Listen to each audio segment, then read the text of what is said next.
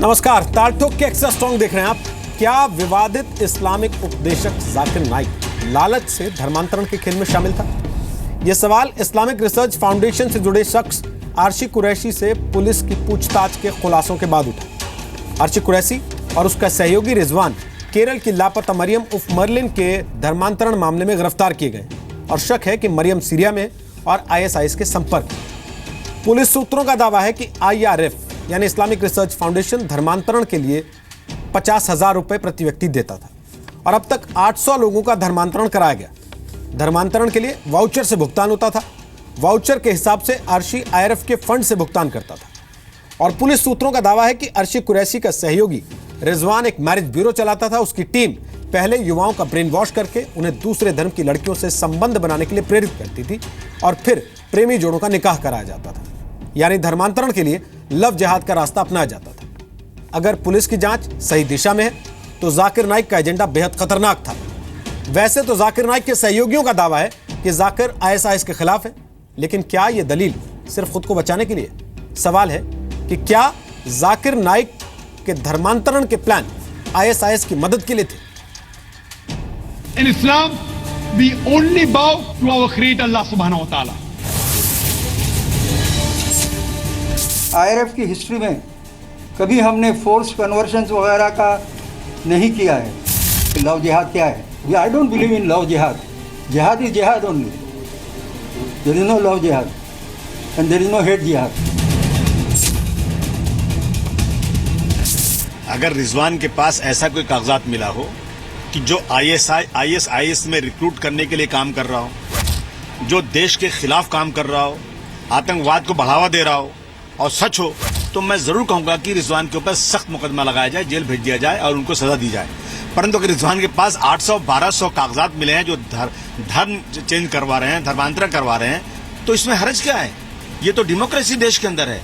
वो लोग कैमरे के सामने आके इस्लाम कबूल करते थे, बट उसके बाद कहीं दूर दूर तक दिखाई नहीं देते थे। यानी हम मिलने के लिए भी जाओ कि अच्छा भैया कौन है, तो ना उसका कोई कांटेक्ट नंबर ना कोई चीज़। हाँ, मैं कुछ लोगों को जानता हूँ जो इनके ऑफिस में काम करते थे कि भैया हम मुसलमान हुए, हमारा अभी घर वाले सपोर्ट नहीं कर रहे, तो ये अपने आईआरएफ में उनको जॉब देता था।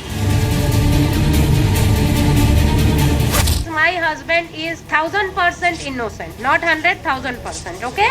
Second, regarding IRF, regarding the couple associates, this all are allegations. He has been framed out. ये सारी चीजें इस देश में छुपे छुपाए हो रही हैं। अच्छा है कि अब ये उजागर हो रहा है। वो लोग जो उनको शांति दूत कहते थे वो अब कहाँ हैं? जरा बताएं कि देश में शांति ऐसे लोगों के द्वारा ही आ सकती है क्या? ताल ठोक के पहला सवाल है कि क्या जाकिर नाइक मजहब बदलने वाला मास्टरमाइंड है? दूसरा सवाल है कि क्या जाकिर नाइक को मिले चंदों से धर्मांतरण के लिए 50,000 रुपए का लालच दिया जाता था?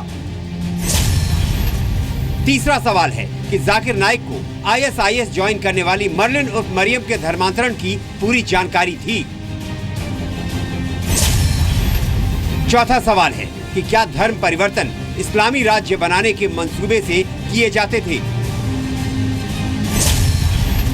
पांचवा सवाल है कि खुद को शांति दूत कहने वाला जाकिर नाइक दरअसल आपस में बैर रखना सिखाता है। तो आपको बताएं, हमारे साथ 3 मेहमान इस वक्त चर्चा में शामिल हो रहे हैं। तारिक फतेह हैं, वो कॉलमिस्ट हैं टोरंटो सन के। अक्सर आप उनको टीवी पर देखते हैं। इस्लामिक कट्टरवाद के खिलाफ वो आवाज उठाते हैं। जुबैर खान हमारे साथ हैं, वो पूर्व कर्मचारी हैं पीस टीवी के, जो जाकिर नाइक का चैनल कहा जाता है। 2 साल तक उन्होंने उसमें काम किया है। डॉक्टर फहीम बेग हमारे साथ हैं, वो इस्लामिक स्कॉलर हैं, दिल्ली अल्पसंख्यक आयोग के सदस्य भी हैं। आप तीनों का स्वागत है। सबसे पहले मैं एक सवाल आपसे पूछना चाहता हूं कि आपने तो 2 साल काम किया जुबैर खान जाकिर नाइक के पीस टीवी में। क्या आपको लगता है कि जाकिर नाइक के एजेंडे पर कहीं भी धर्म परिवर्तन, धर्मांतरण था?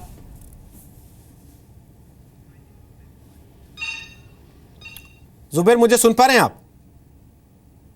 शायद जुबैर तक हमारी आवाज नहीं जा रही है। डॉक्टर फहीम बेग, जो सोर्सेस के हवाले से खबरें आ रही हैं, अब तक पुलिस की जांच के मुताबिक वो ये कहती है कि जो लोग पकड़े गए हैं उसके आधार पर ऐसा लगता है 50,000 रुपए दिए जाते थे हर आदमी को कन्वर्जन के लिए, जबकि इस्लाम में तो कन्वर्जन मना है। हमने तो यही सुना अभी तक।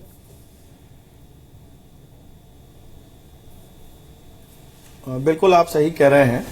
और ये जो जितनी भी सोर्सेज आपके पास आ रही हैं, इनपुट्स आ रही हैं, मैं समझता हूं सबसे पहले इस पर जो एक्शन लेने का काम है वो हमारी सरकार को और हमारी एजेंसी को करना चाहिए। मगर अफसोस हमारे कुछ पत्रकार बंधु और कुछ हाउसेज जो हैं सरकार से पहले आगे 4 कदम बढ़ के जाकिर जैसे लोगों को मुजरिम बनाकर फांसी पर लटकाना चाहते हैं, जबकि ये न्याय संगत नहीं होगा।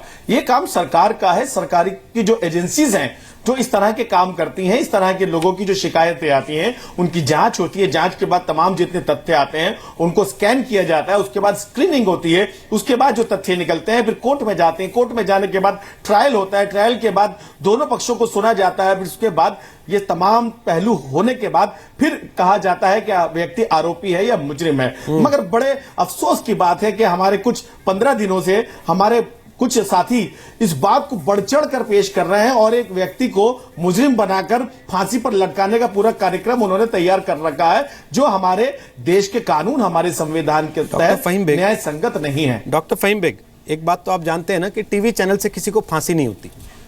आपको पता है ये बात अच्छे से, आप पढ़े लिखे हैं, खुद टीवी पे बैठते हैं, तो टीवी से किसी को फांसी नहीं होती। जी जी, ये बात तो आपको अच्छे से मालूम है।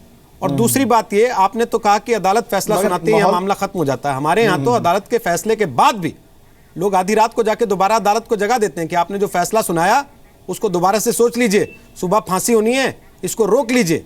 तो वहां तक भी चीजें जाती हैं। फिर भी जाकिर नायक अगर देश आना नहीं चाहते तो लोग सवाल तो पूछेंगे ना। सुनिए, जो न्याय संगत होता है, जो रिव्यू पेटिशन जिसे बोलते हैं, उसके लिए जा सकते हैं। ऐसे जगाने का किसी को औचित्य नहीं है, कोई किसी को जगा नहीं सकता। अगर जो सुप्रीम हमारा कोर्ट है या हमारे राष्ट्रपति का जो पूरा अधिकार है, अगर वो जब आ जाता है उसके बाद किसी को सुनवाई की जरूरत नहीं है। यही तो मैं कह रहा हूं सर, इतने सारे दरवाजे हैं वाला, जिस तरह का आपने भी बात इतने कही सारे है, दरवाजे मैं आपको आप ही को एक बात बता दूं, क्यों लग रहा है कि टीवी चैनल फांसी दे देंगे उनको? हाँ नहीं, जिस तरह का माहौल तैयार किया जा रहा है, जिस तरह के आरोप लगाए जा रहे हैं, जिस तरह और रोज एक नई कहानी यहां गढ़ी जा रही है। अब लव जिहाद भी जोड़ा जा रहा है। शायद कल को माल्य जो यहां से भागा है देश का पैसा लेके, मोदी जो ये पैसा लेके भागे हैं, ललित मोदी, उसका नाम भी इससे जोड़ दिया जाएगा। और जितने भी कांड हो रहे हैं, जो घोटाले हो रहे हैं, 45,000 करोड़ का जो घोटाला हुआ है अभी हमारे मोदी साहब की सरकार में, उसका इल्जाम भी शायद जो है जाकिर नायक पे लगा दिया जाएगा। तो कुछ तो चीजें हैं ना जो तय करनी चाहिए कि हमें कौन सा इल्जाम किस पे लगाना चाहिए। ये नहीं कि एकदम रोज एक नई कहानी, एक सुबह को हम एक लेकर आ जाए और जाकिर नायक पे लाके थोप दिया जाए। जुबैर, अगर आप मुझे सुन पा रहे हैं, अब केरल की पुलिस और फिर मुंबई की पुलिस, 2 राज्यों की पुलिस मिलकर महाराष्ट्र की पुलिस काम कर रही है। वो कुछ लोगों को गिरफ्तार करती है, उनके गिरफ्तार होने के बाद कुछ चीजें सामने आती हैं और फहीम बेग कहते हैं कि ये कहानी। आपको लगता है ये केवल कहानी है या कहीं कुछ होगा तभी ये चीजें आ रही हैं सामने? मुझे फहीम बेग साहब से सिर्फ ये कहना है, कि लेट द लॉ डिसाइड। अगर जाकिर नायक साहब इतने सच्चे हैं, दूध के धुले हुए हैं, तो इंडिया क्यों नहीं आते? मैं इस चैनल के माध्यम से कहना चाहूंगा कि जाकिर नायक साहब इंडिया में नहीं आएंगे, इंडिया नहीं आएंगे। वो ना कोई इन्वेस्टिगेशन एजेंसी के सामने आके पेश हो गए, क्योंकि उनको पता है, मेरे जैसे एक आम आदमी जो उनके पास काम किया, मेरे पास उनके खिलाफ इतने प्रूफ थे कि उन्होंने चैनल इलीगल चलाया, उनका हाथ मनी लॉन्ड्रिंग में, उन्होंने हवाला रैकेट यूज किया है। कहां सो रहे थे मेरे मीडिया में आने के बाद में मुझे लोग, साहब कहां सो रहे थे इतने दिनों से? अगर ये बातें आपकी सच मानी मेरे जाएं, सोशल मीडिया तो पर आप जाके आप पर सर, मेरे पास मेल्स पड़े हुए हैं। उस वक्त की जो गवर्नमेंट थी ना सर, उस वक्त की जो गवर्नमेंट थी ना, उस गवर्नमेंट ने कोई एक्शन नहीं लिया। आप पर एक एफआईआर होनी चाहिए। अरे हाँ, ठीक, बहती गंगा में हाथ धोने के लिए, आज बहती गंगा में हाथ धोने के लिए सर, सब आप लोगों ने वहां, आप लोगों ने ये लगा दिया है कि बहती गंगा में हाथ धोने के लिए, तो आप क्या धोने आए? आप वजू करने आए? मैं हाथ धोने आया तो आप वजू करने आए हो? आप एक इस्लामिक स्कॉलर है और आप बोल रहे हैं मैं वजू करने आया, मैं हाथ धोने आया, तो आप क्या गुस्ल लेने आए हैं? में रिपोर्ट दर्ज कर सकते थे। दाढ़ी तो भी रख ली, आप लोग धर्म के ठेकेदार बन गए। मगर थोड़ी एनर्जी बचा के रखिए, जाकिर नायक आप अभी 4 चैनलों पे आपको सफाई देनी है करने वाला बंदा है। मैं इस चीज का पर्सनल गवाह हूं।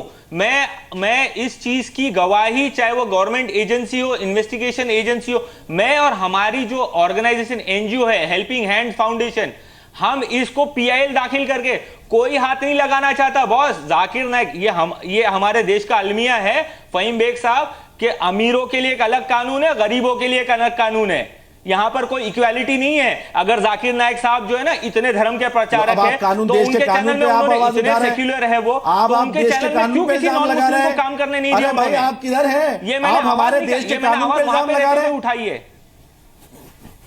सर, मैं कानून पे नहीं, मैं तो जाकिर नाइक पे और हमारे ये सिस्टम के खिलाफ लड़ रहा हूं। मेरी जाकिर नाइक जैसे और भी कह रहे हो देश के दो कानून हैं, एक गरीब के लिए एक अमीर के लिए। आप सीधे सीधे हमारे संविधान पर सवाल उठा रहे हैं, आप हमारे कानून पर सवाल उठा रहे हैं। जुबैर साहब सोच समझ के जवाब दीजिए। सर जवाब तो देना है जाकिर नाइक को। और तारिक फतेह, अगर जवाब जाकिर नाइक को देना है, अगर जवाब जाकिर नाइक को देना है तारिक फतेह। फहीम बेग साहब, मैं आपसे एक चीज बताना चाहता हूं कि जब हमारे एक चैनल के पत्रकार ने उनसे पूछा कि कितने मुसलमान किस हालत में, उनको मुसलमानों की हालत के बारे में पता नहीं है। ये कहां के इस्लामिक स्कॉलर, आपको भी नहीं पता होगा। हमारी रिपोर्टर ने सवाल पूछा था कि एजुकेशन नहीं हुई है। हमारे रिपोर्टर राकेश त्रिवेदी ने उनसे सवाल मुझे पूछा सब पता है, जिस पे उनका कहना था कि और आपकी हालत भी पता है मुझे। IRF के सीईओ साहब ने कहा कि ये धर्म प्रचारक है, इनसे धर्म के बारे में बात कीजिए, मुसलमानों की हालत के बारे में इनसे सवाल मत पूछिए, डेटा लेके नहीं बैठे।